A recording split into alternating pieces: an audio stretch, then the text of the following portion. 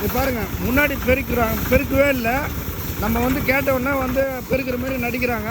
பின்னாடி ஆயில் அடிச்சு வராங்க. ஆயில் அடிச்சு வந்தால் அந்த மண் எப்படி போவோம் சொல்லுங்கள்? ஆயில் அடிச்சு வந்தால் அந்த மண் எப்படி போவோம்? கேட்டால் வந்து க்ளீன் பண்ணுறாங்களா மினிஸ்டர் ஆளுங்க, அந்த பக்கம் தாங்க மினிஸ்டர் ஆளுங்க. இப்போ ஆயில் அடிச்ச பிறகு அந்த மண் எப்படி போவோம்? மண் போடாமல் ரோடு போட்டால் எப்படி போவோம்? என்னடா அவன் மண்ணை பேசிக்கிறாங்க. ஏழை இந்த பெருக்கெல்லாம் செட் ஆகாது. நீ பண்ண ரோடு போட்டு போவோம். அடுத்த மாதமே ரோடு வந்து காணாமல் போயிடும். திரும்ப ஒரு கான்ட்ராக்ட் போடுவேன், நீ ரோடு போடுவேன். எங்கள் வீட்டு வரி பணத்தில் நீ இஷ்டத்துக்கு என்ன வேணாலும் பண்ணுவேன்.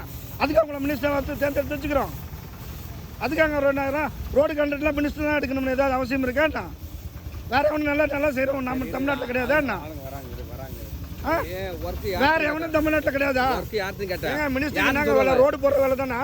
என்ன சொன்னா ரோடு போடுற வேலை தானா? ஒர்க் யாருக்கு கேட்டல நீ யாருக்கு சொல்ல முடியும்? நானே சொல்ல முடியும். வேற யாருக்கு சொல்ல முடியும்? எல்லா ரோடும் நீங்க இப்படி போட்டு எப்படி ஆயில் அடிச்சு பிறகு நீங்க எப்படி வந்து பெருக்குற? அதுக்கப்புறம் போய் பெருக்குவாங்க. ஆயில் அடிச்சு பிறகு பெருக்குவாங்களா?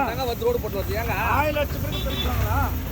என்ன பண்ண நீ போடாத நிறுத்து. நீ மொத்தத்தையும் க்ளீன் பண்ணு. காரோட குவாலிட்டி கொடு, எந்த கணம் போடுறேன்னு கொடு, மொத்த டீட்டெயில் ஆர்டரோட வர சொல்லுங்க.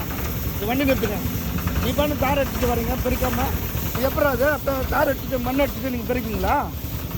பெருக்க சொல்கிறேன். எதுனா யாரை பெருக்க சொல்கிறேன்? பெருக்கினாலும் செட் ஆகாது. கோட்டை வண்டி வச்சு க்ளீன் பண்ண சொல்லு.